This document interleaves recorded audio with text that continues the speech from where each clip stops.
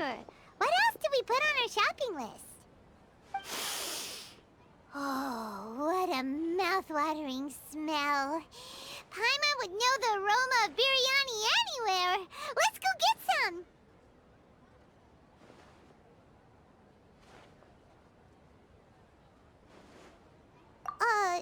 We can still add it to the list. Well, if it isn't the Traveler and Paimon. Wasn't expecting to see you here. Hello there. Oh, it's been quite a while. Huh. So you two are still hanging out together. Dia, didn't you say last time that you were gonna head back to the desert? I said I was going to resign from being her bodyguard, not that our friendship was over. We're still the best of friends. The Holmayanis also still post jobs from time to time. Their pay is always generous, so me and the other mercs never pass them up. I told Dia to just stay at our place when she took one of those jobs a few days ago. My parents were delighted. They even said that it always felt like we were missing someone whenever Dia wasn't around. That sounds like something they would say, all right. They're always so welcoming.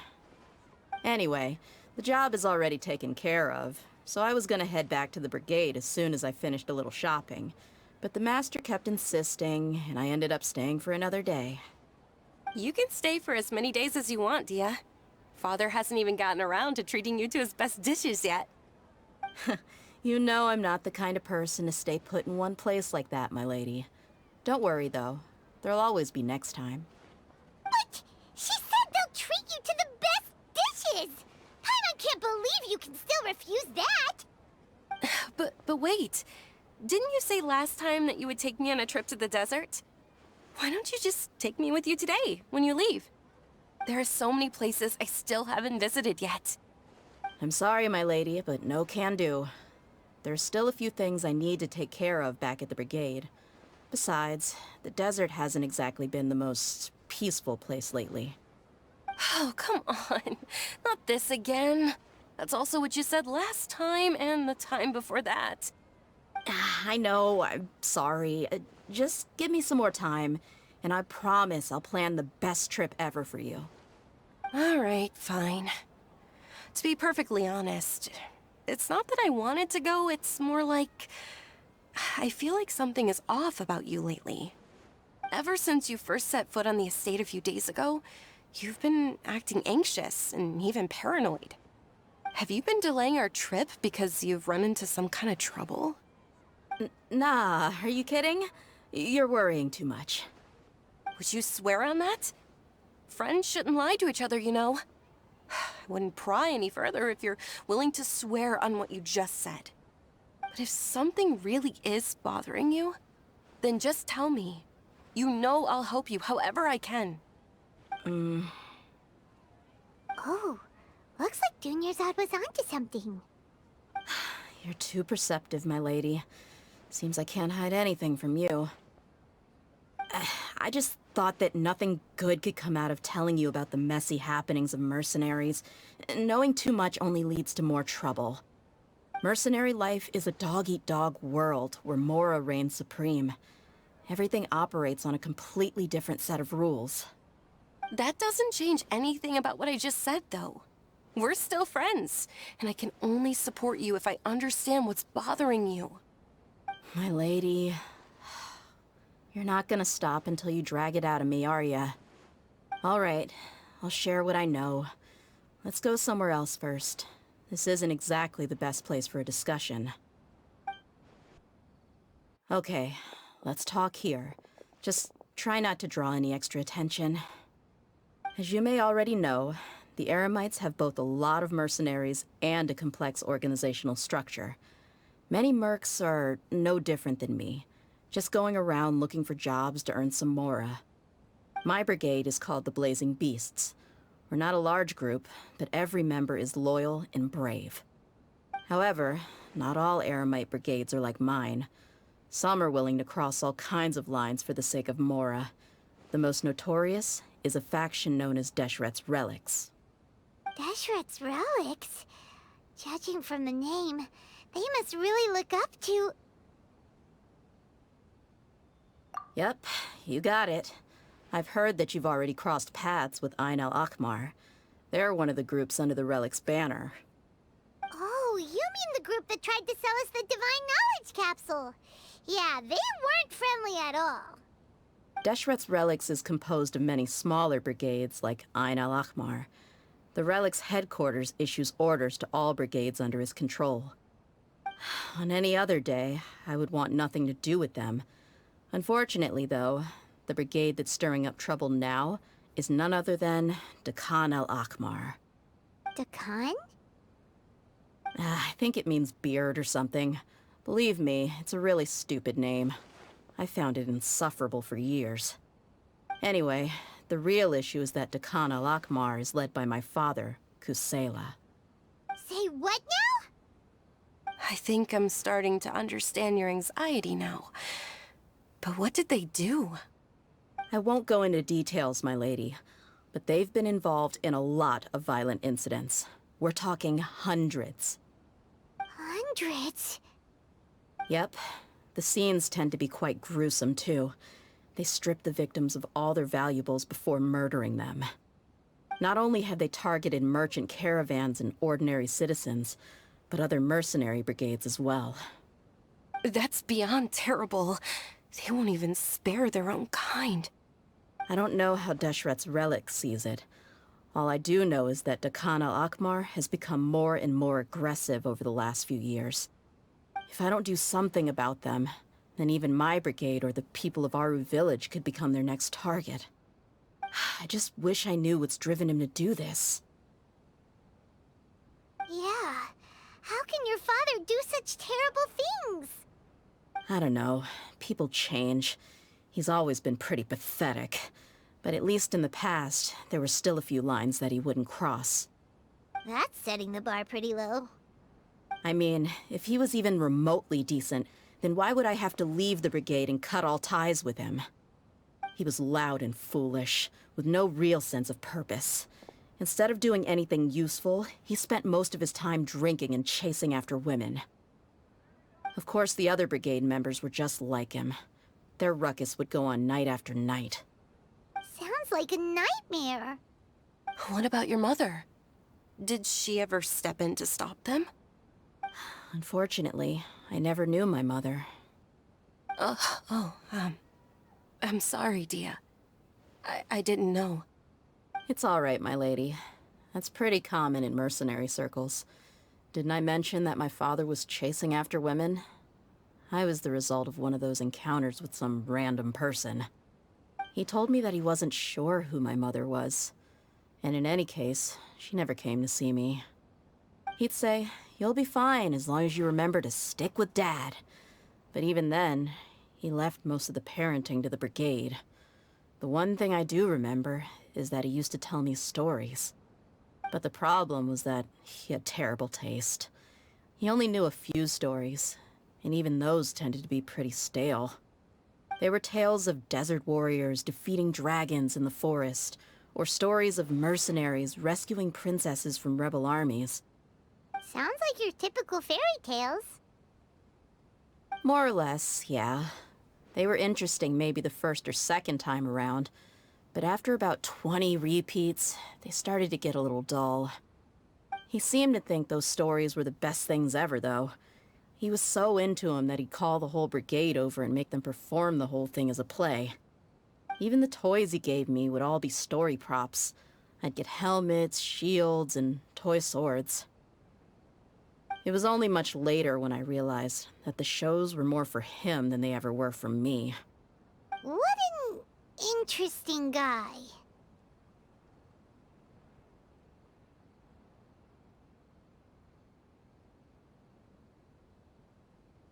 Yeah, I've always found him pretty childish, but that was something I could just shrug off. I had no reason to despise him. Until I grew up and learned the true face of Deshret's relics for myself. Looting, blackmail, violence, and fraud. They not only accepted such heinous acts, they would even openly boast about them. No one in the brigade was any kind of hero. Instead, my father and his cronies were more like the bad guys that needed to be taken down. Did they really think that as long as they didn't do any of that stuff right in front of me, I would never know? I think I can understand your feelings. The difference between perception and reality must have hit hard. Yeah, but don't worry, my lady. It's all water under the bridge to me now. I had a huge argument with my father and left that place behind for good. I'm not investigating them due to any bitter feelings I still have towards my father. I just want to protect those that are close to me. Yeah, I told the boys to gather as much information as they could. Most of the reports concern violent incidents, but there's also some talk of smuggling. I see. But isn't this investigation incredibly dangerous? It is, but every mercenary lives life on the edge. It's a lifestyle that I enjoy. That may be true, but it'll be impossible for those who care about you not to worry. Well, now you get why I didn't want to share any of this with you. What should we do? They both have valid concerns. Huh? But there's no need for you to get caught up in this mess, too. Well, she's super tough, so if she went into the desert with you, then Paimon bets the problem will be solved in no time. I'm inclined to agree. I'd feel a lot more at ease if you took her along to help. I'll wait for news from you in the city until then. Please, stay safe. I'm honored that you care so much for me, my lady. All right, then let's get moving. Our first stop will be Caravan Rebot, where we can catch up a bit with my fellow mercs. Are these two friends of yours? Oh, so you've already become like one of us then? Well, that's good to know. Anyway, since we've got a newcomer, let me fill you in on what the Khan al-Ahmar's been up to lately. They've become extremely aggressive. Apparently, even their own now have become acceptable targets. They even attack other relics brigades, just the same as any other mercenary brigade. Even the most ferocious beasts still protect their own. And it sounds like they've thrown that straight to the wind. That's right. Once they've collected enough loot off the other mercenaries, they sell it off to a different brigade, or turn to merchants on the black market. A portion of their profits is immediately exchanged for more food and weaponry to be used in their next violent operation.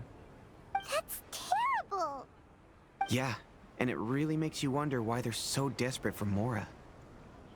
A few days ago, Isham and I trailed them for a while, and even disguised ourselves as merchants to conduct trade with them. We were able to learn a few things from the exchange. Rather than saying they're out to plunder and hoard Mora, it'd probably be more accurate to say that they're experiencing an internal power struggle. Wait, a power struggle? You heard me right. The vast majority of their victims are mercenaries from the other brigades of Deshret's relics. If their only goal was Mora, they could have gone after anybody. The targeted nature of their attacks points to a power struggle between the different brigades within the relics. That's the only plausible explanation we have. Unfortunately, we weren't able to find out anything more specific. It seems they're also trying to keep things under wraps. Oh, one last thing we discovered was that over the past few years, as the Khan al-Ahmar became more and more active, Deshret's relics as a whole became a lot weaker. It sounds mighty strange to me, too. Haroon, you can leave the rest of the investigation to us. Gotta say, though, I didn't expect you to go on a whole undercover mission during the few days I was gone. Sounds like you were really putting your necks on the line, no? Nah, it was nothing. We're just as concerned about the situation as you are. The Khan al-Ahmar is your father's crew, after all. What he said. Besides, Dia, haven't you done more dangerous things than all of us combined? What we did is nothing compared to your experiences. Yeah. And while they went to talk with Khan al-Ahmar, I took a look at the last camp they attacked. Any survivors of the attack were already long gone. There was nothing of value left in the camp. Ah, Hisham and Khalaf. You're here too. We rushed over as soon as we saw you come into Caravan Rebot. Although this new friend of yours looks a little green behind the ears, I'm sensing a special vibe from her. Now that we know you'll have a capable partner with you, we can also rest easy. Hey, what about Paimon? Feel anything special? Oh, You're also planning to tag along with them? Of course! Paimon is the traveler's most important guide. Wherever she goes, Paimon will follow. Oh. In that case, then you'd better take care of her too, Dia. Don't underestimate Paimon! Don't worry about her. She may look tiny and helpless, but she's been through just as many battles as the traveler here. Even if she had only survived on sheer luck, then that alone would still make her quite formidable. I had no idea. I guess I shouldn't judge by appearances. Oh, one other thing, Dia.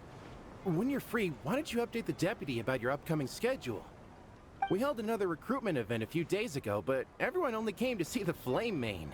You weren't around at the time, so people were pretty disappointed to only find our crew of rough, unkempt guys.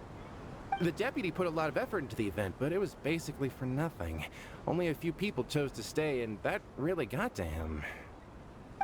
Sorry to hear that. I'll be sure to bring him some great liquor next time. I left in a hurry and I couldn't make it back in time for the event. Gotta admit, I can understand their disappointment, though. You're our brigade's main selling point, after all. Now, if only the deputy could figure out a way to bring a few more smoking hot members into our ranks. Keep dreaming. Remember the last time I invited a couple gals into the brigade? You all just froze up with your mouths gaping like a bunch of scarecrows. The awkward silence and weird expressions left quite the impression on them. They were originally interested in joining us, but after that, they both told me they were too uncomfortable to stick around. Hey, didn't we agree to never bring that up again? Huh? Wait, are you serious? Why have I never heard about this? I don't think you were part of the brigade yet. Are you kidding me? I missed a once-in-a-lifetime moment like that and you weren't even gonna tell me? All right. We can tell you about it later. Now's not the time. Hey, don't you try to change the subject. You and Hisham get your butts over here and tell me everything right now. Are they always like this? More or less. There aren't many rules or graces when it comes to mercenaries. We're used to just speaking our minds. If someone starts getting under your skin, you just yell right back at them. And if that doesn't put an end to it, then you just challenge them to a fight. But we also don't tend to take many things too seriously. Being direct and getting it all out of your system as soon as things come up is better than keeping everything bottled up, never talking about it. That's also why I never spare their feelings when I talk to them. If I want to laugh, I'll laugh. If I'm angry, then I'll unload on them. It's hard to stop once you get used to it. Though, I can never do that when I'm with the Homiyanis. Hey, knuckleheads! Can you at least tell me the rest of the intel before you go back to your bickering? Yeah, you hear her, Holof? Told you we gotta focus on the investigation first. I drew up a map. Right here's the spot. There you'll find the merchant caravan responsible for getting rid of Khan al-Akhmar's looted goods. All you gotta do is wait and ambush them in the evening. They'll have no idea what hit them. Perfect. Thanks for that. Be sure to pass my regards to everyone else in the brigade as well. Will do. You stay safe, Dia.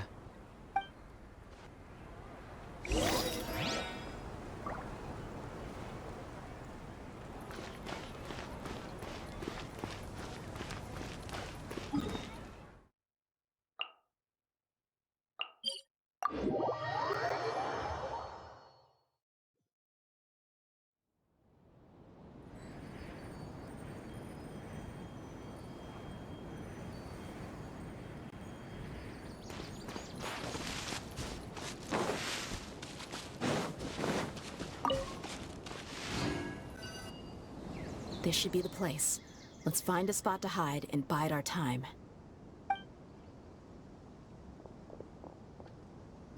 It's gonna come down to a fight one way or another, so let's all be careful. No need to worry. She knows her way around a fight. I'm not worried about that.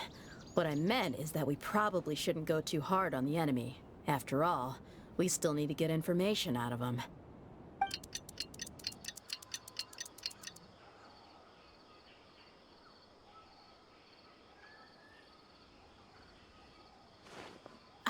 Here they come. You ready?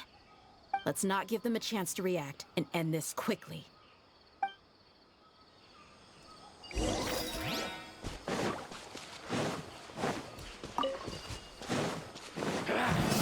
Feeling lucky today? Law of the jungle! Illusion shattered! Where do you think you're going?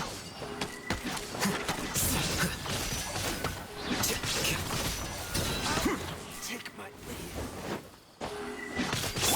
Gotcha!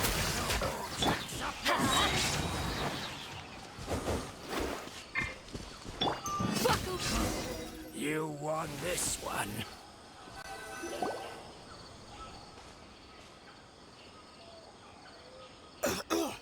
Huh? You're the Flame Bane.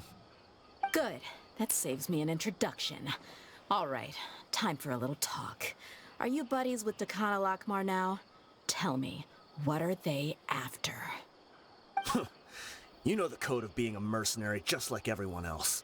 The first rule is to never divulge key information about our employer. What makes you think I'd talk?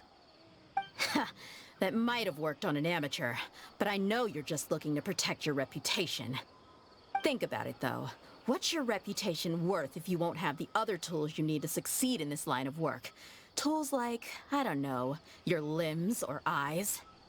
You've got 5 seconds. You might want to think twice about how much your employer's information is worth to you. Whoa! I'm not joking around. We can do this the easy way or the painful way. 2 seconds! I'll save you the trouble.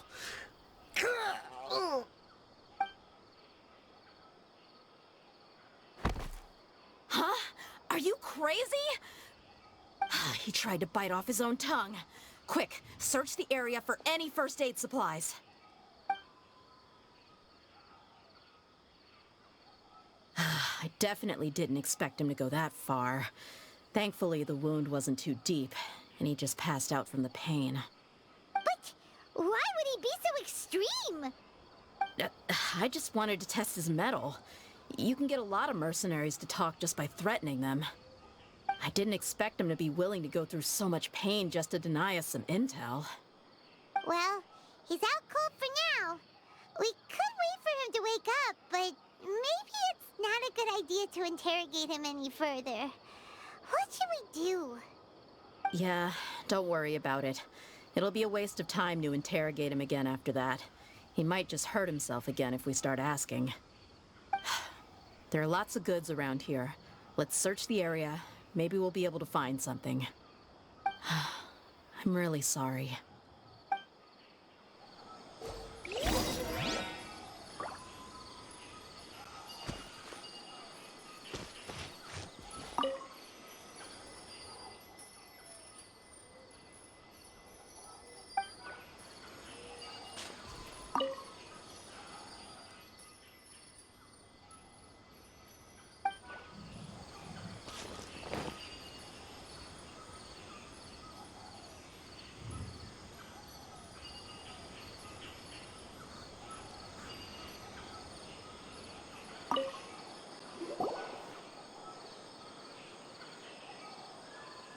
We found a piece of paper with a bunch of names on it. Maybe it's a record of something. Let me take a look. If this really is a merchant caravan, they should have a record of their transactions. Yep. I see an entry for Dakana Lakmar right here. Kusela, Idrisi, Bashar, and Takriti.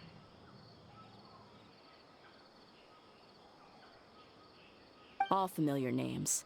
Dakana Lakmar has been trading for a hefty supply of food, weapons, and medicine. It seems that in the past, they used to receive some canned knowledge as well. This caravan is just one link in their logistics chain. Once in the rainforest, the caravan will exchange the looted goods for Mora, and the funds will then be passed to a specific person. That person will then pack the caravan full of necessary goods, which will then be brought right back to Dakana Lakmar. Wait, why is there no Mora value recorded for the final transaction? No value? Yeah, Every transaction before the last one was marked with an exact amount of mora, but the final one, where they paid for everything to be brought back to the desert, was simply marked as delivered.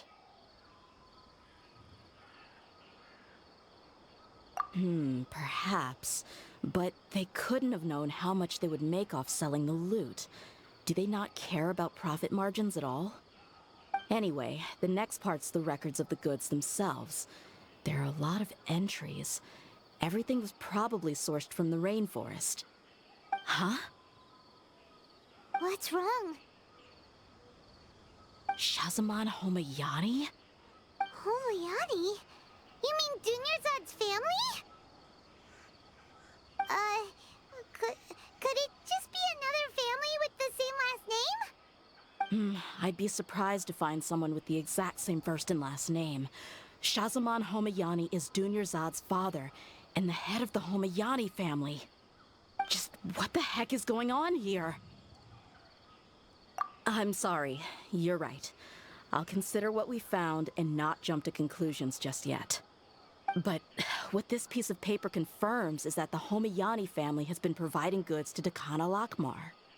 What if the Homayanis have been kept in the dark and don't know they've been trading with Dakana Akhmar? That's a possibility, but if that was the case, why is this caravan specifically named Shazamon as their person of contact? They could have just as easily bought goods such as food and medicine directly from Caravan Ribat or Port Ormos. Yeah, funding violence and looting. The brigade gets the goods, and he is paid the proceeds from the sale of the loot. But why would he do something like this? It's not like the Homayanis are in need of money. I honestly have no idea. I've been to their estate many times, and I've never noticed anything suspicious. The only potentially large expenditure I could think of would be the treatment costs for Dunyarzad's Elazar. Maybe they borrowed a lot of mora in the past, but that's still just a speculation. I don't think the master would stoop so low to make mora. You're probably right.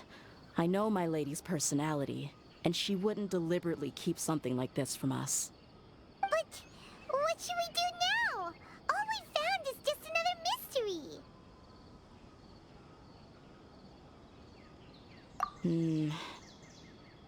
If you ask me, we already have no choice but to confront her about this. I'm not worried. It's too early to make a verdict yet. I still have faith in the Homayanis. Let's go find my lady again. We'll tell her everything and see if she's willing to lend us her support. If we're lucky, we can not only figure out the mystery of this paper, but also follow the trail of breadcrumbs to the people responsible at Dakana Lakmar. Dia, are you sure this is the best decision? What if instead of getting the help we need, we just end up revealing everything we've discovered to the enemy? I've considered that possibility, but even still, I want to tell her what we found. I think I owe her that much. True friendship is built on trust. She showed genuine concern for me when we first brought up the topic. I can't repay her kindness with doubt and suspicion. That's not how I deal with people. You're right. Paimon wants to trust Dunyarzad too. Yeah. Let's pay another visit to Sumeru City.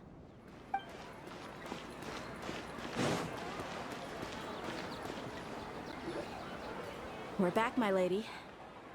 Oh, you're back a lot sooner than I expected. You mustn't have run into any trouble then. Well, how did it go? What did you come up with? Actually, we're still investigating. It's just that we've discovered something strange. I see. The clues you found have led you back here, in the city? Something like that. Yeah. You all look a little dispirited. Whatever you found must not have been very encouraging after all. Why don't you discuss it with me? Maybe I'll be able to say something to cheer you up? It's okay, my lady. It's not so much about me being upset with my father or anything like that. How should I put this? So something is wrong. Even the Traveler and Paimon have been uncharacteristically quiet. On any other day, Paimon would have already waved to me with a smile and shouted, Dunyarzad, we're back! So tell me, what happened? Well? My lady, please prepare yourself for what we're going to tell you next. It concerns the Master. The Master? You mean my father? Okay, I understand. Don't worry about me. I'll listen as attentively as I can. My father has been supplying goods to Dakan al-Akmar? Yeah, it makes as little sense to us as it does to you. I've never doubted the Master's integrity, so I'm having a real hard time rationalizing how he could ever support an infamous brigade like them. Maybe he's not actually aware of the full story and just stumbled into the deal by accident.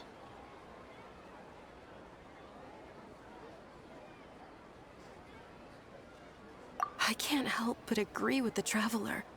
Huh? You mean you feel the same way, Dunyarzad? Thank you for sharing all this information with me. Since you've told me everything you know, I should also tell you about some doubts that I've been harboring for quite a while. In the past, I thought that my father hired a bodyguard for me so that I wouldn't run away and get lost. However, there are plenty of capable mercenaries in the Corps of 30. Why did my father go out of his way to hire Dia? About that. Well, the Homayanis really needed bodyguards, so they reached out to the Blazing Beasts. Later, the Master told me that I was one of the best mercenaries he'd ever seen, and that I should stick around to become one of his bodyguards. He offered me a pile of Mora, so I just signed on. Well, but that didn't really answer my question. Just think about it. Why did my father specifically reach out to the Blazing Beasts? Maybe the Corps of 30 just didn't have anyone available, or maybe someone recommended us. I've never given it too much thought. I think I get what you're saying. You'd think none of this was a coincidence. Precisely. At first glance, nothing seems strange or out of place. But there are many parts of the story that don't actually make any sense. If my father had always been in contact with Dakan al-Akmar, then it would make sense for him to bring Dia into our house. You mean the goal all along was to get Dia to be your bodyguard? No, that's too much of a stretch. I cut all ties with my father a long time ago. He has no control over my life anymore. But that still doesn't rule out the possibility that your father has still been trying to influence your life without you knowing. So, the Master was not likely an innocent victim in all of this? Sorry we put all this on you so suddenly, Dunyarzad. It's okay, Paimon. I should actually be thanking you. Regardless of his reasons, if my father has truly been funding a violent group of mercenaries, then it's my duty to bring him back to reason. But is that really the right thing to do? My father has committed many atrocities and deserves all the punishment that he has coming to him. I have zero sympathy for him. He may call me an ungrateful child, but my feelings will remain the same. However, the Homayani family has treated me with nothing but generosity and kindness. If we decide to investigate this further, we could end up implicating the entire Homayani family. I would be biting the hand that's fed me over all these years. Dia. It's all right, Dia. If anyone were to ask, you could always just say that I'm the one who instructed you to get to the bottom of this. You don't have to do that, my lady. I'm not conflicted because I'm afraid of taking responsibility. Besides, you're the one we should all be worried about right now. Hey! It's still too early to give up hope! What was the thing about friendship again? Right, yeah, trust! You said that yourself, Dia! Besides, there's no point on getting all riled up before we've confirmed all the facts!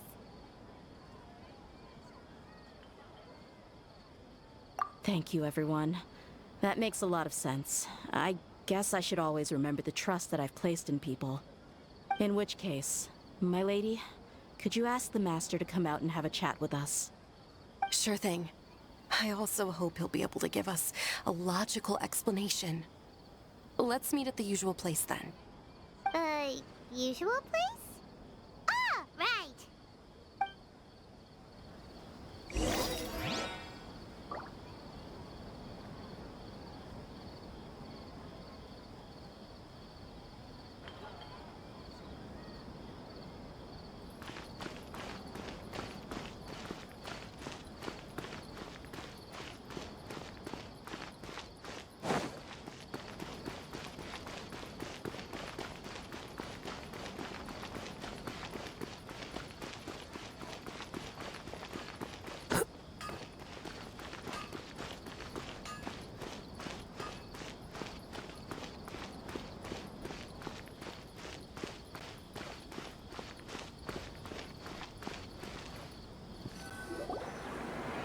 Thank you for coming, sir.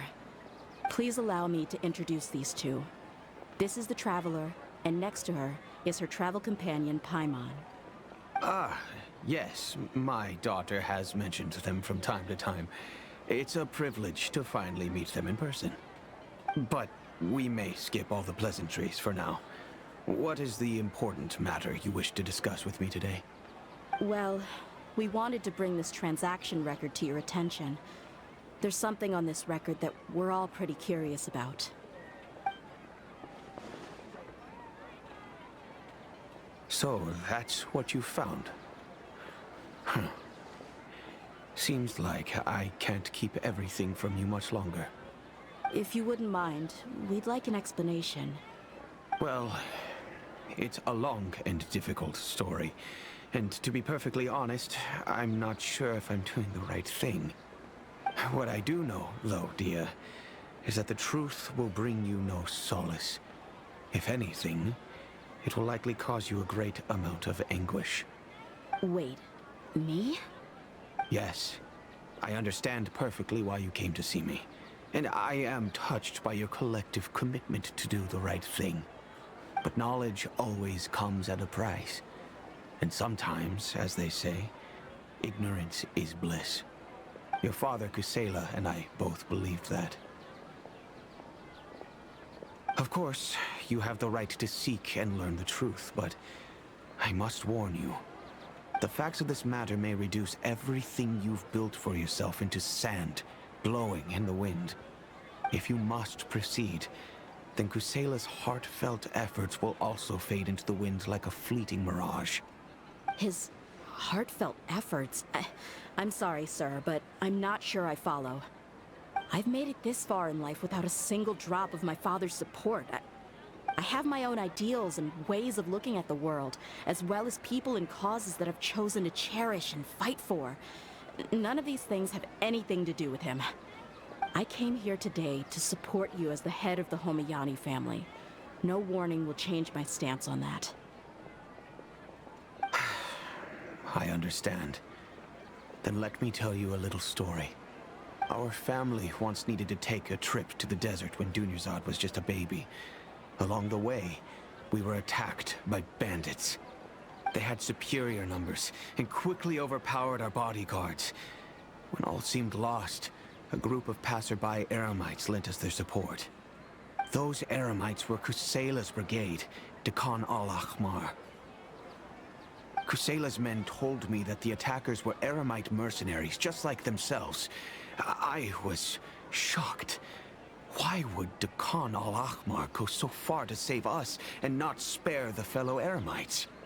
Kusela was grinning and walked over to play with baby Dunyazad. She was startled by his unfamiliar face and nearly started crying. Really? I never knew. He said that he had no particular reason to help us. He just took pity on us because he had a daughter about the same age. We started talking about our children, and I sensed that he was a devoted father. To repay his kindness, I hired his brigade to help out at our estate for a time, and offered everyone generous remuneration. So, that's what happened. It was many years before I saw him again. I almost didn't recognize him the next time he came knocking on my door. The man I knew to be strong and healthy had been reduced to a shell of himself. He couldn't even walk anymore without his cane. So, what happened to him? He was perfectly fine when I left the brigade. I'm not too sure myself. The only thing that didn't change was his cheery disposition. He said there was absolutely nothing to worry about and that he had gotten into a fight. That was all. He then suddenly asked me if Dunyarzad, now that she had grown, would need a bodyguard of her own. At the time, Dunyarzad was going through a particularly severe bout of her Elazar. There was no need for her to have a bodyguard when she could barely leave the house. But he kept coming back to the topic. Come on, it never hurts to be safe. How do you know a bodyguard won't come in handy one day? I was completely lost at first, until he recommended the Blazing Beasts, and in particular, a mercenary named Dia. So he was the one who recommended Dia to you. Indeed. He didn't say it out loud, but it was clear that he saw Deshret's relics as an evil group who would eventually corrupt every member in their ranks. He was already beyond redemption, but he hoped that he would be able to detach his daughter from the vicious world of mercenary life. If Dia could stay in my house and keep working as a bodyguard, then gradually her affinity for the desert would decrease, and she'd be able to leave her previous life behind. And that's why you offered her such generous compensation? Yes, but not just because of that. From the moment that he asked me for that favor, I also began to see Dia as my own daughter. And that's also why I tried to persuade you to stay when you asked for permission to leave. I was willing to spend however much it took. Kusela saved my daughter and I all those years ago in the desert. I could never refuse him entrusting his daughter to me. He was always like that, acting like he's oh so smart and self-righteous. Kusela said that he'd reimburse me for a portion of Dia's fees. I refused to take any Mora from him, but he'd always send me funds anyway. Eventually, I just accepted them as a token of his gratitude. And that went on for a while until I received another letter from him a few years ago.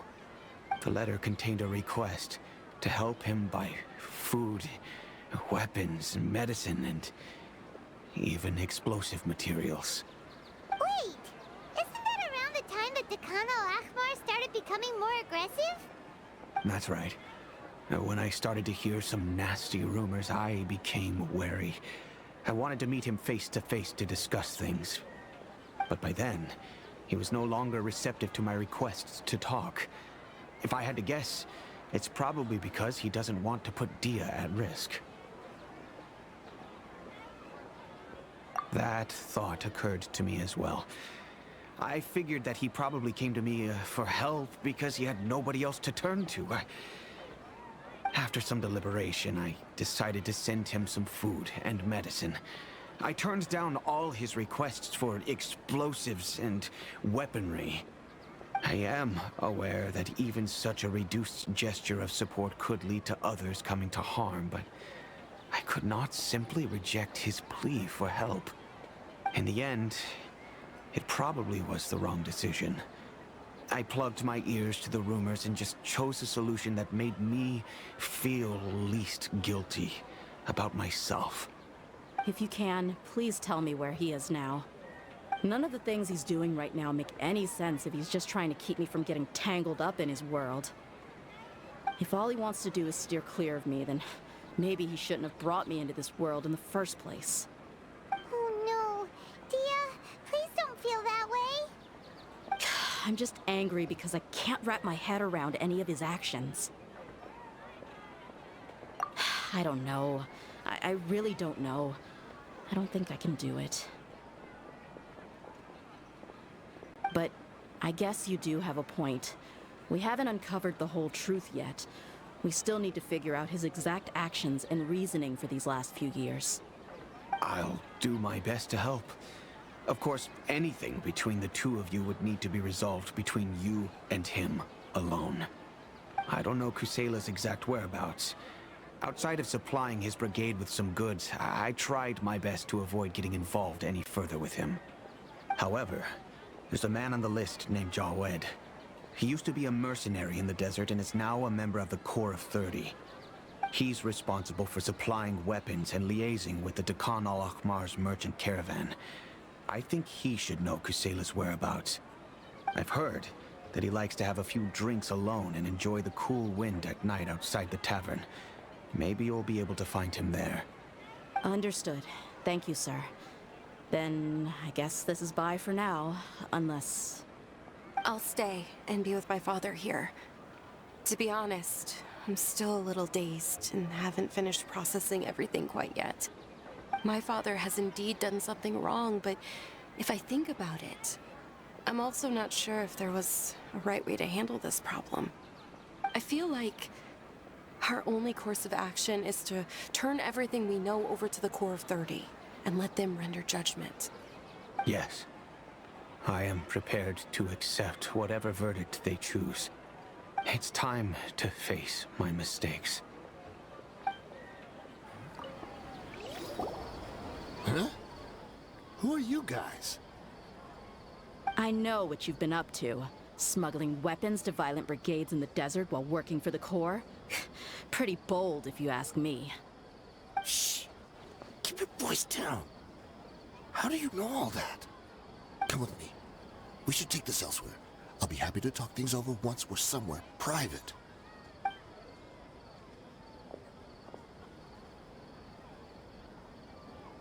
This place should do.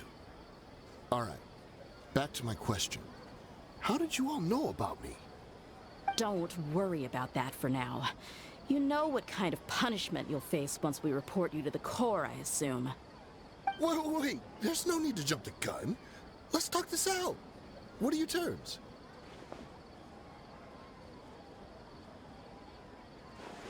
So what's in it for you anyway, Mora? Well, I was a little tight on money at the time, and Kusela took good care of me in the past. I weighed it in my mind, and I couldn't find a reason to turn the opportunity down. I wouldn't only be helping my benefactor, but I could also make some quick Mora. Let me tell you how it is. We're investigating Dakan al-Akhmar, and we're gonna put an end to their operations. If you provide some help for us, then we might just put in a good word later to reduce the terms of your punishment. Hey, why don't we discuss this a little first? Listen, I made quite a bit of Mora from my last run. You just give me a number, and I'm sure we can... Shut it. My patience is running out. You should know when a mercenary is after something other than money. All right, sheesh. But you gotta promise you'll put in some nice words for me later. They're always on the move. Here's the spot they were at the last time I made my delivery to the desert. Feel free to go have a look. I'm just telling you though, it's not on me if they're not there anymore. Sure. And then you can forget about any nice words from us. Hey, come on. Now you're just being unreasonable. Really? And how do I know you're not leading us straight into a trap? Don't forget, you're the one with no bargaining chips. All right, I get it. Why don't you go take a look, and if they're not there anymore, I'll try to figure out something else for y'all. Now that's more like it. Let's move. And as for you, try to stick around the city until we get back. You don't want us to call the folks from the Corps and have them drag you back to the city.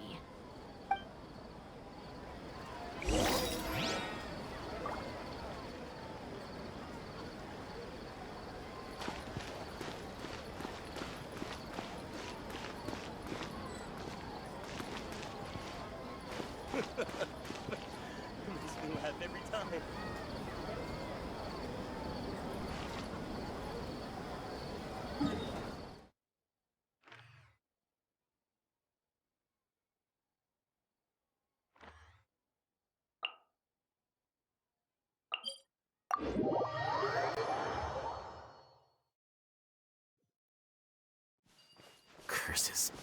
There's sand in my shoes.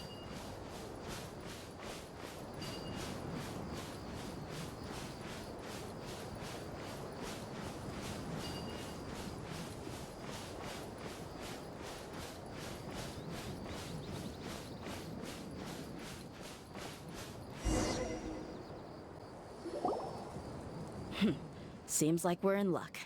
That should be their camp right up ahead. Let's go. We'll finally get to the bottom of this ourselves. I'm here to see Kusela. Tell him to get out here. Dear, why are you here? Shine down! Here you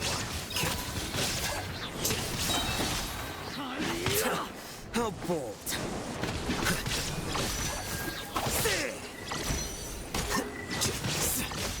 I'll take my leap. Busted. Teamwork is dreamwork! Let's get it on! Ha! Kya! Ha! Cha! Kya! Ah! Ha! Ha! Kya! Cha! You ain't messing around! Take it easy.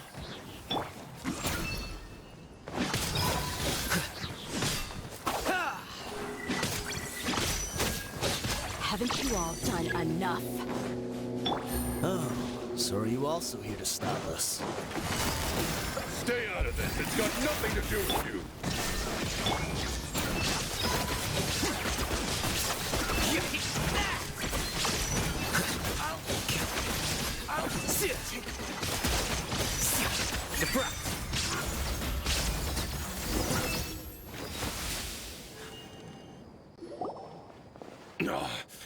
She's so strong. Enough fighting. We all know each other, and I don't want to take things too far. Just bring Kusela to me. There's no use hiding him anymore. Did you understand a single word I just said? Or do I need to bash your skull in some more? All right, everyone, let's all just calm down for a second. Dia, the boss can't come out and see you anymore. He died a long time ago. What? Seems like you've been out of the loop for a while. Guess that's for the best, though. At least, that's what the old man wanted. When did he die? What happened to him? A few years ago, Kusela broke up Dakan al-Ahmar and went to the Deshret's Relics headquarters by himself. So is that when you guys started acting up? We would prefer to call it taking revenge. Every last person in Deshret's Relics must pay in blood for what they did. Let me start from the beginning. Dia, do you know how the head of the Relics maintained order internally? Overwhelming strength and unquestionable authority? Those were a part of it, yes. But just those on their own weren't enough. They had another tool at their disposal. They called it a person's record. Regardless of whether they joined by their own will or were coerced, every person in Deshret's Relics were forced to leave a record of themselves at headquarters. Whether it be their deepest sin, some unforgivable act, or their most immoral exploit, the record served both as a symbol of loyalty and the perfect material for blackmail. That's precisely it.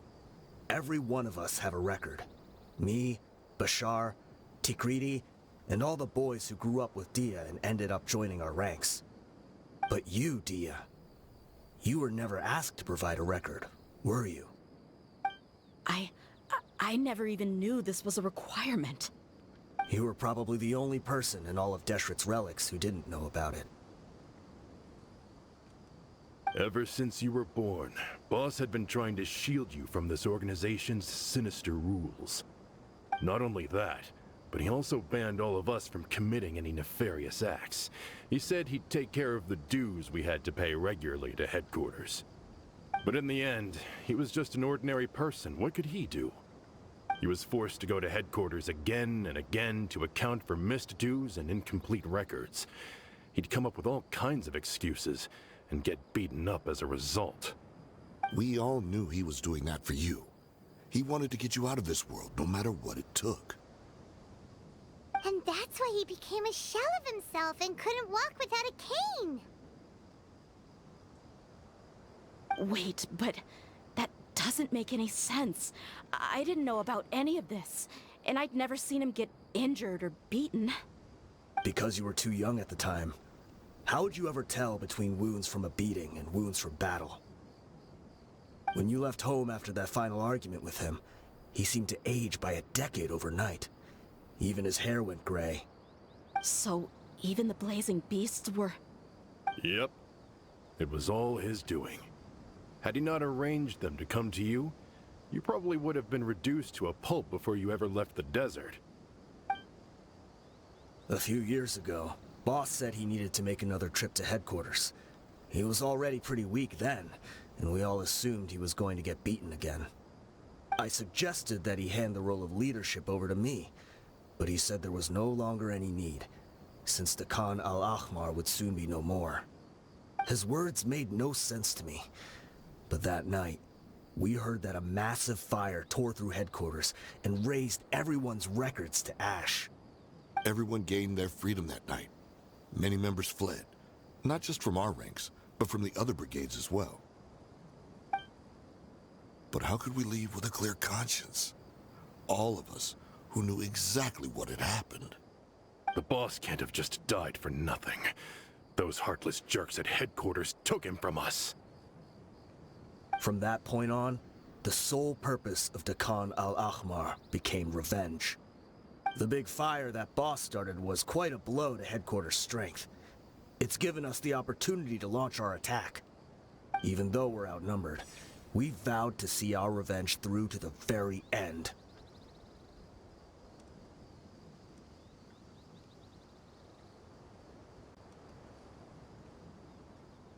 There were people from headquarters who changed their names and went into hiding. Some fled to other brigades, and others escaped to the rainforest. But we won't let any of them escape our wrath. They'll all pay for what they've done. We've suffered plenty of losses as well. To keep going, we need an enormous amount of supplies, from food and medicine to weaponry and explosives. All we can do is exchange our loot from Mora, and then use that to get supplies. We forged Boss's handwriting and sent out many letters to his former friends. Thankfully, many people were willing to come to our aid. We were also able to attract many mercenaries who shared our goal. We've endured unspeakable pain to win many impossible battles. Deshret's relics have become weaker and weaker, and now we finally have an opportunity to directly strike their headquarters. Paimon doesn't know what to say anymore. We do know right from wrong, but we were sinners from the very beginning. We do not deserve the freedom that the boss won for us with his life. Boss always loved his old-fashioned hero stories. Those tales about sacrificing yourself to save the world. We used to always laugh at him for it, but in the end, he really went and lived those stories out himself. As for me, I never considered myself a hero. We're all the lowest of the low. We have no right to even imagine such an existence. But maybe those hero stories he liked foreshadowed everything that was to come. The spirit of the hero touched all those he had saved, and more people joined his cause. Maybe we were all just acting along with the play in the beginning. But as we acted the parts and recited the lines, we were drawn in. And now, we want to see the story through to the end. I'm sorry, Dia. I know you always found us insufferable ever since you were young. Just think of this as a madman ranting. I'll go with you. Huh? Dia? You want to go with him? I grew up with these guys, and I know they're not bad people. It's just that some situations get so bad that it's difficult to tell good from evil.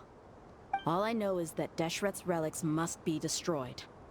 Furthermore, I want to go see the place for myself. I want to know if my father is still there. I know you don't want to get involved in this, so there's no need for you to tag along. I can do this on my own. Yeah, Paimon feels like we'd only regret it if we don't see this through to the end. Thank you. We'll be a lot stronger together with you. I bet Boss would lose his mind if he ever knew you'd join us at the very last moment like this. Considering all the losses and injuries we sustained, we can't afford to turn down someone as powerful as you. He can think whatever he wants. But the fact is, I owe him this much.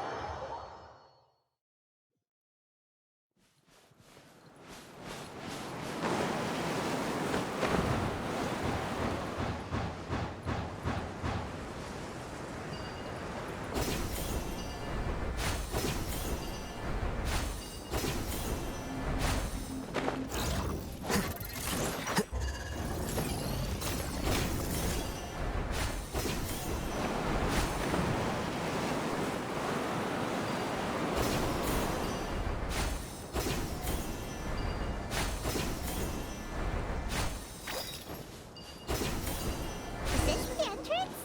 We sure didn't run into much trouble on the way here. Should be. I don't think they have enough manpower.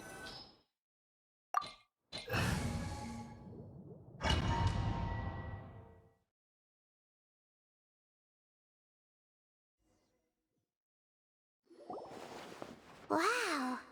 Paimon didn't expect it to look like this on the inside. They should all be holed up in here. Don't know how many people they've got left, though. Who cares? We'll round up all of them. Still, we should be careful. Even if they've only got one shot left, it could still take us out. Yeah, we'll know what they're really capable of once we've landed some hits on them. Deshret's relics may have been a force to be reckoned with before, but their name means nothing now. Yeah, they don't stand a chance with you here. I'll take the lead. I've been here once before.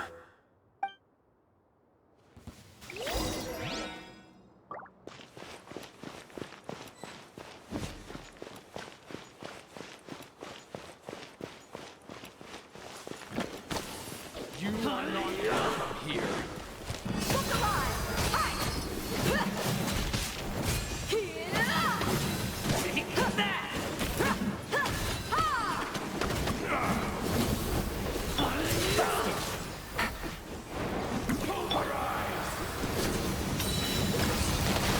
Why do they never miss? I'm going in!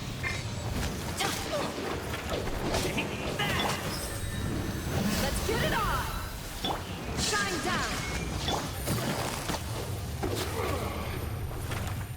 Quietly now. Here comes the cat. I'll be back.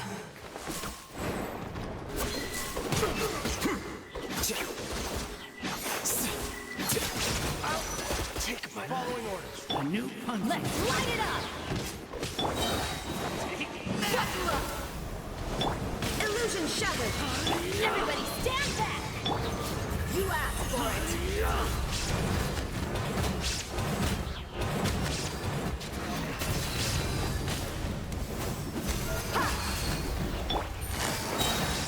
Game's up!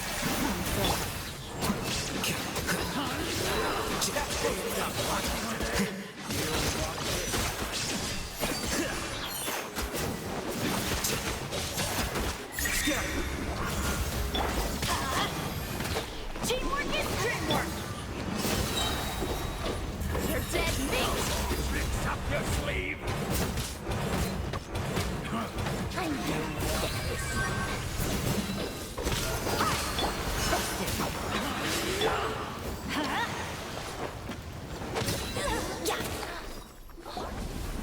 This way, follow me.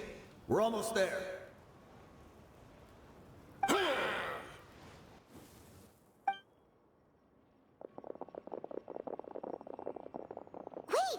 They went charging ahead without checking for any traps!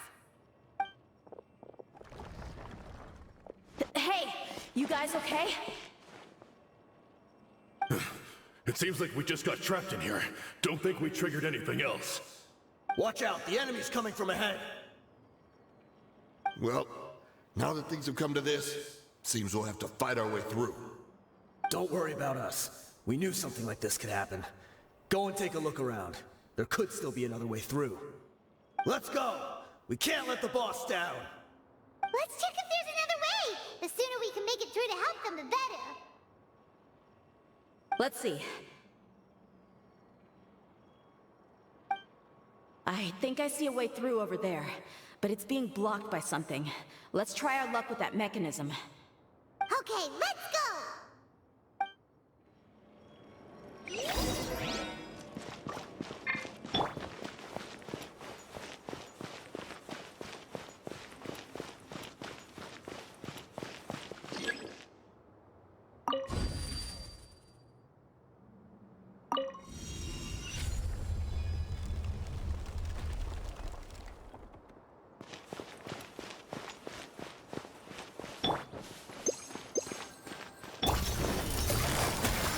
Here comes the catch.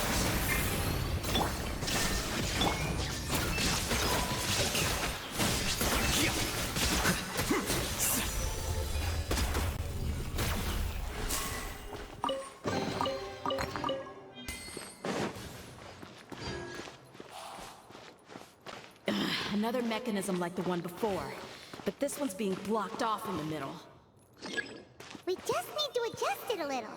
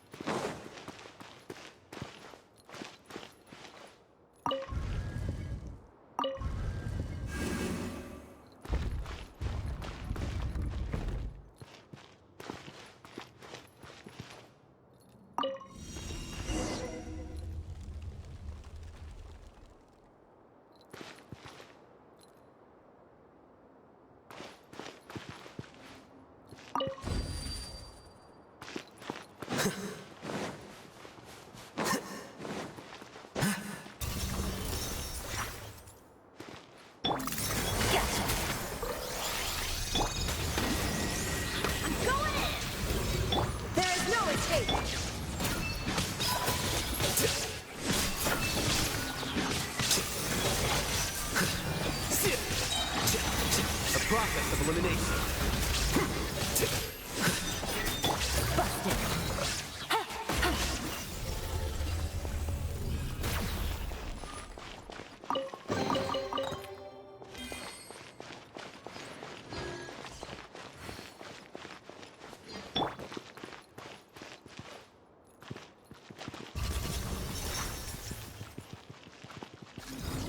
Teamwork is dreamwork! Quietly now. Game's up. Fun is over.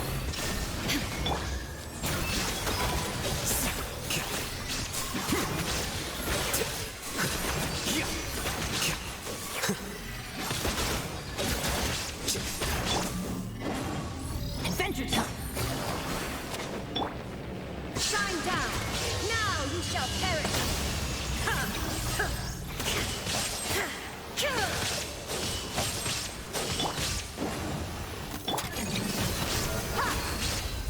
Gloves off!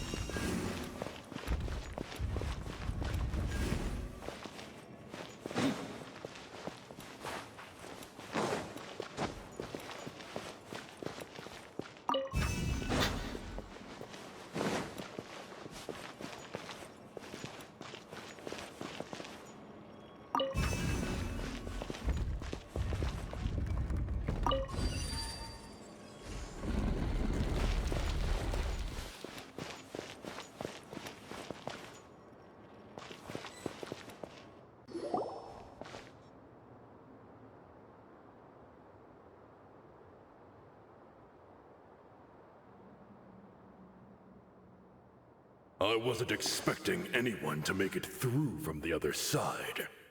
But as a desert dweller, I suppose we should be used to our folks defying all expectations. Don't waste your breath. You have nowhere to run. Run? Had I wanted to run, I would have fled 1,000 times already. I witnessed the golden age of Deshret's relics. Even if I could leave this place behind, all that awaits me now are endless days of humiliation and ruin. Even now, my brothers and I still believe in one thing. The greatest should never live to remember their fall. So you want to go out in a blaze of glory? Let us draw our weapons! We will show them the true power King Deshret bestowed upon his followers. They are but two, while we hold within ourselves the entirety of the relic's glory. Wave 1, charge! Eliminate them! Here comes the test. Everybody stand! Illusion shattered! Here you are.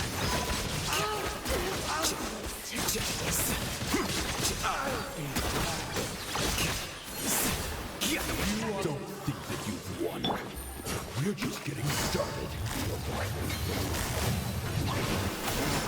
Shine down!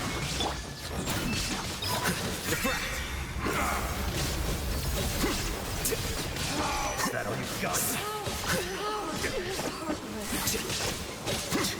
Now you test my patience.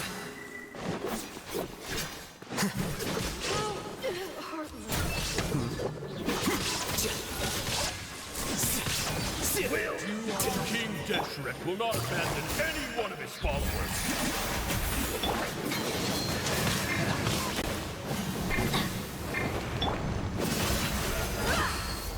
You're dead meat! Is that all you've got?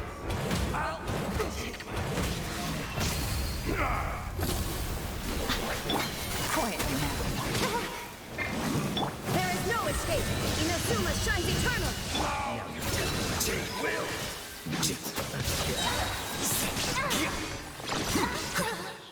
Brothers! This is where we prove our faith. You all want to die?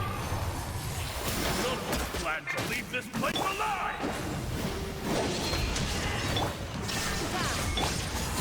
Embrace the storm! Sacrifice is ready. Where do you think you're going? Slip away. But we'll meet again. Look alive! Ha! There is no escape! Pound into the ground! Game's up. Time's over. You asked for it.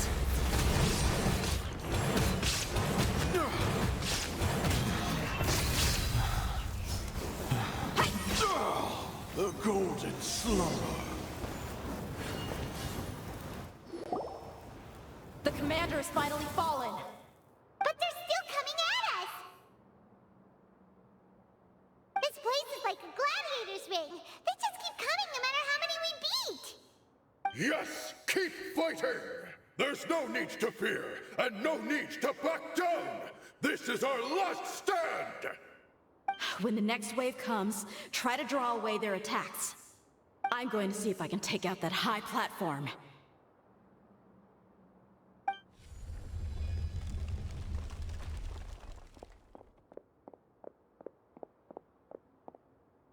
Get out of my way! Come and face me, Mitchell! Ugh, so they've broken through the front as well. Apologies, Lord Bishop. They fight like absolute madmen. No matter how much we throw at them, they just keep coming for more.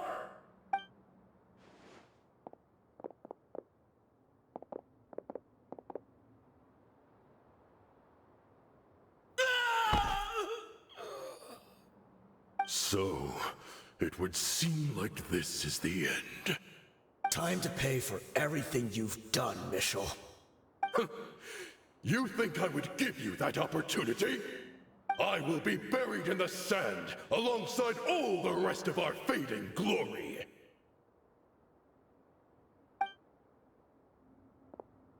Hey, wait!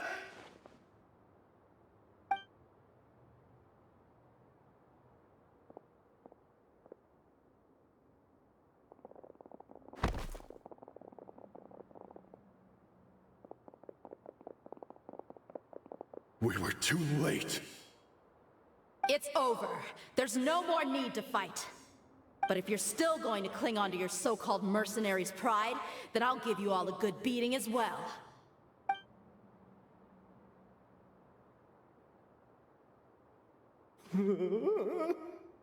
Hey, dear! I found the mechanism. I'll get you all back up here right away.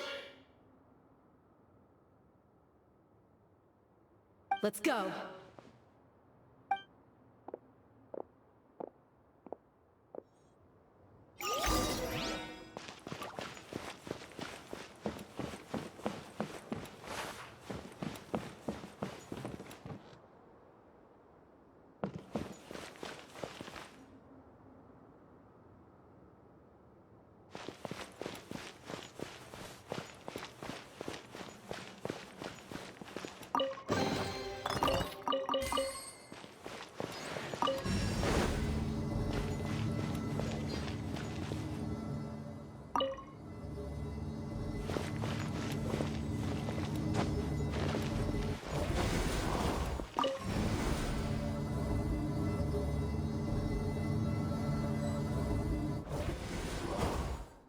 Who are you filthy rats? And why are you always pestering us? You call yourself a member of the infamous Deshret's relics, and you still can't even tell who's made it all the way to your headquarters? Who knows what intent a bunch of rats may have? We try to catch a couple, and you all just show up on the other side instead. How are we supposed to figure out what you're after? Hey, have you ever heard of a man by the name of Kusela? Why would I know? It's not like I'm in charge or anything. This is your last chance to talk. Hey, I said I don't know anything. I'm just an average member here. I'm telling the truth. If you're here to find someone, why don't you look through the records yourselves? Who can remember every name and face with so many people coming in and out every day? The irony. His life became a light for so many, yet to others, it wasn't even worth remembering. Where's the records room? Answer me! It's right over there. All the files are in there. You can go through them as much as you want. It's not like any of them still matter anyway. I mean the old records room. The old records room? You mean the one that got burned down? Kusela. Ah, yeah, I remember him now. The guy who could hardly walk. Watch your mouth. That's our boss you're talking about. He was definitely faking it. We all let our guard down as soon as we saw him come hobbling in. But in the short time it supposedly took him to take a dump, he'd already gotten away and started a fire in the records room. He couldn't have possibly outrun us if he wasn't a fraud. And after that, Deshret's relics fell into complete disarray. Stop wasting our time. Every one of us here is perfectly aware of what he had done. Tell me, where is the old records room? It's just over there. Go see it for yourself if it means that much to you. There's nothing left in there but ashes. No human could ever survive that kind of inferno. Bashar, Tikriti, let's go. We'll leave the others here to guard these guys. Spare them no mercy if they try anything.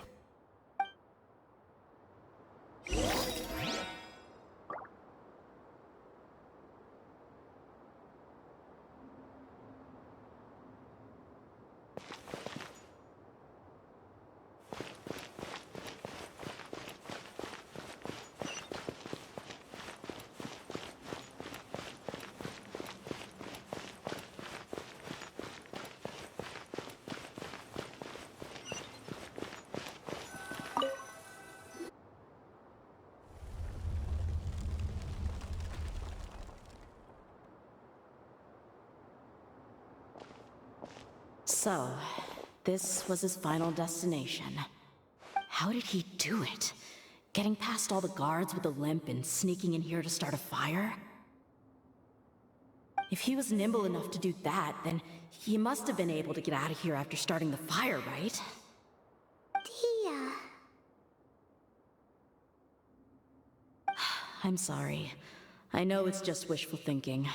Let's look around. Maybe we can find something that's been left behind.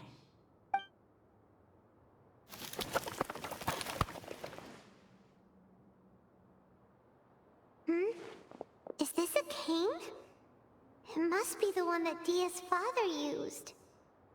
Kusela. Thanks for everything, boss. We're fortunate to somehow find that cane after that fire.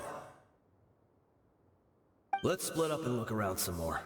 What if something else has been left behind? But what else could survive a fire like that? Huh?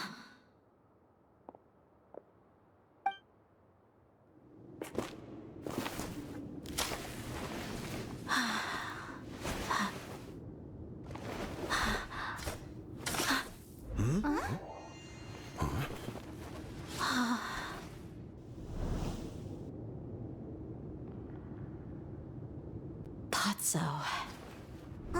Wait! Isn't that the toy sword you played with as a child?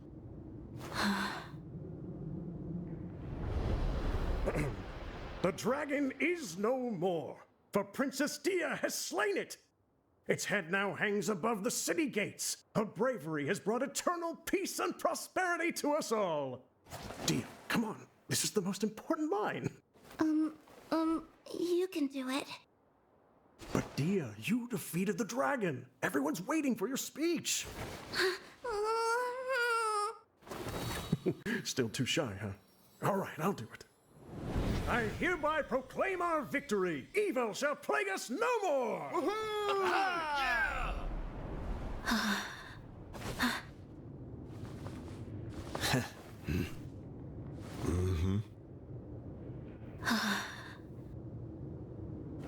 I hereby proclaim our victory. Evil shall plague us no more, Dad.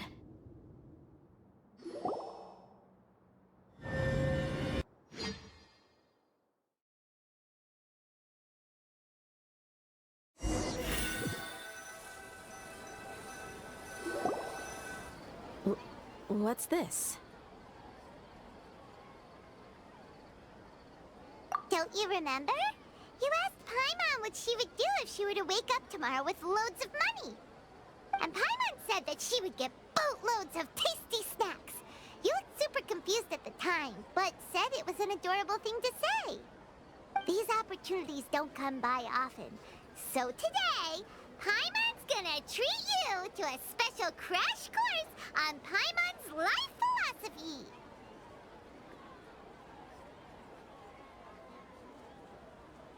Hey, come on! Paimon's not that stingy. Anyway, the point is that you should eat to your heart's content. You'll feel better for sure once you've gotten something in your tummy. Dunyarzad will also be here shortly. She's already heard that we're back. Aw, thanks, you two. Honestly, this is very unlike me. My chest was filled with all kinds of intense emotions. They just shook me even more than all the feelings we've shared during our previous adventures. But when everything came to an end, those emotions also vanished without a trace, and I was left feeling more empty than ever before. It was as if I'd lost the thing that was most important to me.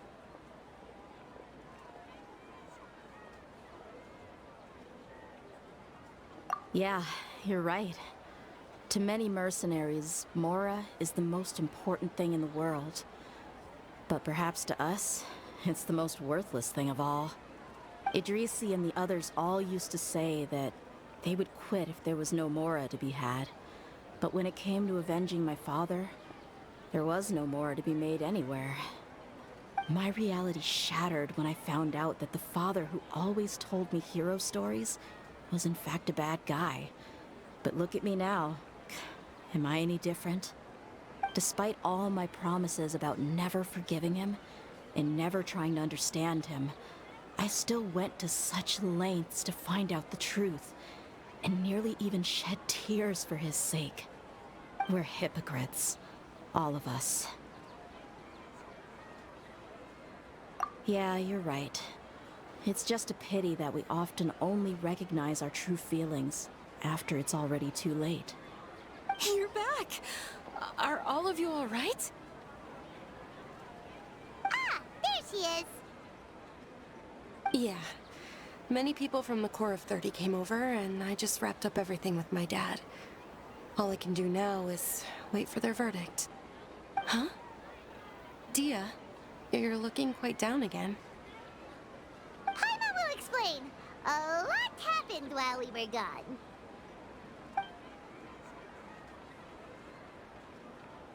I'm sorry. I really should have controlled my emotions better. I just... It's all right, my lady. You were hurt by all of this as well. Truth be told, I'm starting to feel a little guilty watching you cry like this. But Dia, your pain must be even worse. You shouldn't need to comfort me. Hey, don't worry about me. If anything, this whole thing has finally shown me the difference between illusion and reality. My father probably thought that people could settle into new lives as long as they moved to a new environment. That thought has even crossed my mind a few times. It's like saying, what's wrong with adapting to a new life?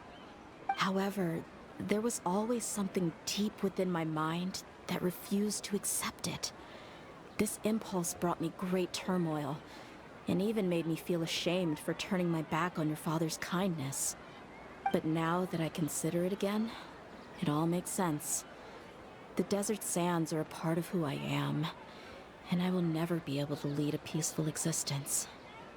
I understand how you feel. That doesn't mean I won't be making any changes to my life, though. As an example, I'm now thinking about taking on some small odd jobs. It's just like Idrisi said. I also want to catch up to my father and become a character in his play. Even if the ending of the story may be childish and ridiculous, it won't really matter. Isn't that neat, though? Oh, you'll be a whole new kind of mercenary, one that's not out for Mora. Why don't we go for a change of scenery once we finish eating? What about stopping by the Grand Bazaar again? Right. You said you wanted to get a rug for your family. We'll come along too.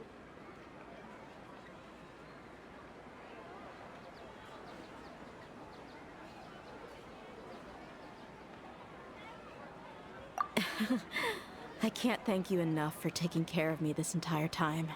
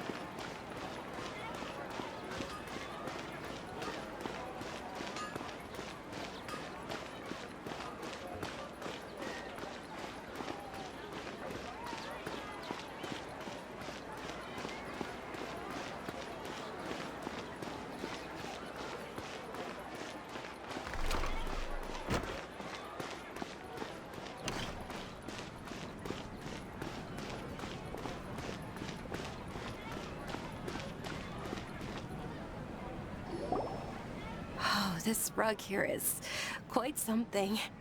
The craftsmanship is exquisite, and the fabric is also of high quality. Ah, here you are. Finally, I found you. Hey! Aren't you that mercenary who bit his tongue? You can still talk? Wait, are you here to take revenge on us? What are you talking about? Do I look like I could take you all in a fight? I just came here to give you something. I'll be on my way to give myself up to the Corps after this. Once I woke up, I hurried to the Khan al-Ahmar's camp, hoping to alert them to your presence. But when I got there, I found no one except the members who were still too injured to move. Ah, so you probably got there after us. Yeah, they told me that they had exacted their revenge, and everyone had turned themselves in to the authorities. Even that last camp was not going to last for much longer. I had joined the cause to repay an old favor from Kusela. Now that everyone's already turned themselves in, I might as well do the same. One of the injured members gave this box to me, and told me that it contained some of the old man's last possessions. Everything left in the camp will get confiscated, so I figured I should get this to you before the court could get their hands on it. Thank you. No worries. We are all just living our own truths. There's no need to comment or judge anyone for it. So this box contains everything that Dia's father left behind. Huh. It feels lighter than expected. Well, back in the day, the first thing he did with any Mora was spend it on things like drinks and meat. But let's see what's inside.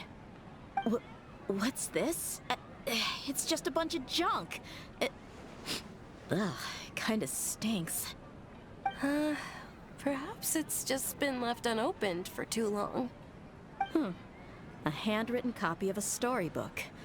The paper's already yellowed, and it looks like it's about to fall apart. It was against the Academia's rules to possess books for personal use. If he was going to break that rule, he could have at least copied something useful. That probably means this was really important to him. And here are a few bags of children's snacks. The packaging's completely deteriorated. Maybe that's where the smell was coming from. Did he get those for you? Yeah, but here's the thing, though. Even when I was a child, I was never a fan of these kinds of snacks. He'd always say that he got them for me, but in the end, he always ate more than I ever did. Who even leaves snacks in a box like this anyway? Isn't that just common sense? Forget it. Let me see what else is in here. A razor, some buttons, some round iron tiles, a wooden toy puppet, a wool scarf, which from the looks of it probably belonged to a woman, and a hair clip? Why are these things here? I'm suddenly feeling a little scared. I'm sorry, my lady, but this is just the kind of man he was. He probably saw this box as some kind of personal trash heap and dumped any and everything in there. 2 empty liquor bottles. Tell me, you guys, are these the kinds of things that a normal person would leave behind? Huh? There's something in the bottle! Oh, you're right. All right, I got it out. It seems to be a piece of paper with some writing on it. The bottom part's all damaged from moisture, though. Let's hope the writing didn't smudge. I was suddenly seized with an urge to write a letter after finishing this bottle. I just folded it up and left it in the bottle, though. If I end up forgetting about it, it won't really matter. To Dia. It's a letter for me?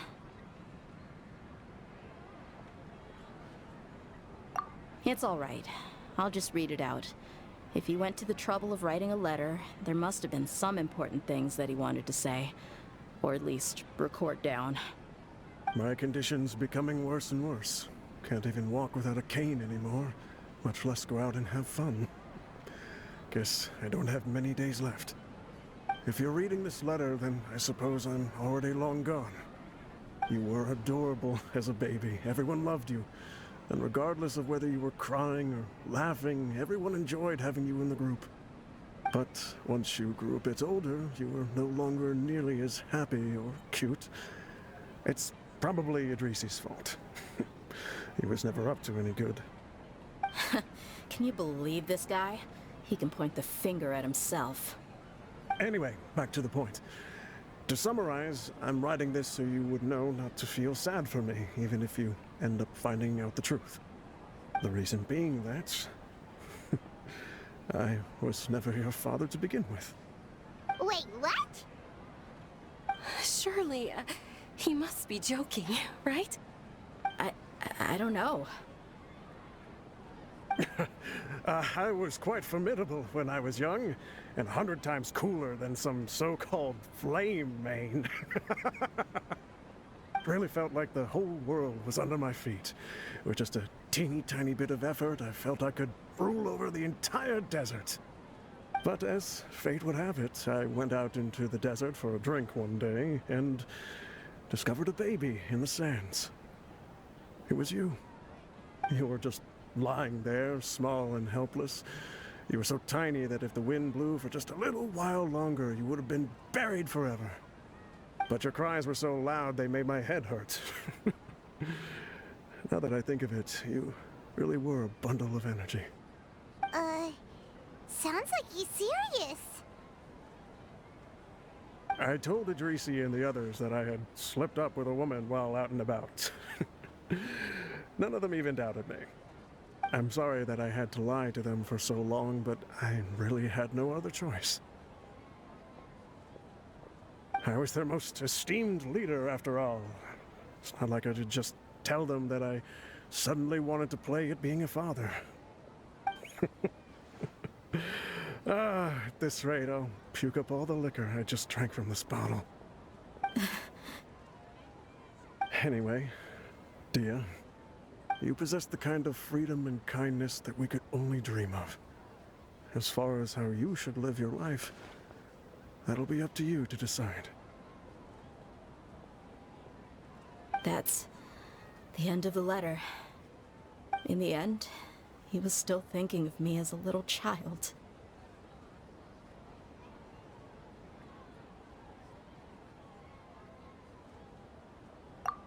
I suppose, or I would have suffocated under the sand a long time ago. He was a good father to you. The fact that he wasn't a blood relative doesn't change that. Yeah, it's just a pity that we had to learn the truth of everything like this. Do you already have some ideas about the decision that he wanted you to make? I do. If he first found me alone in the sands, then I want to try my hand at finding the person who abandoned me. I just have one wish. To tell them a story. That there once existed a childish and foolish jerk with a heart of gold. And that only under his care was I able to grow and mature into the person I am today. If you end up finding any leads, can you share them with us? We go on adventures all the time. Maybe we'll be able to find some information for you. Sure, I appreciate it. I wasn't expecting you to be so enthusiastic.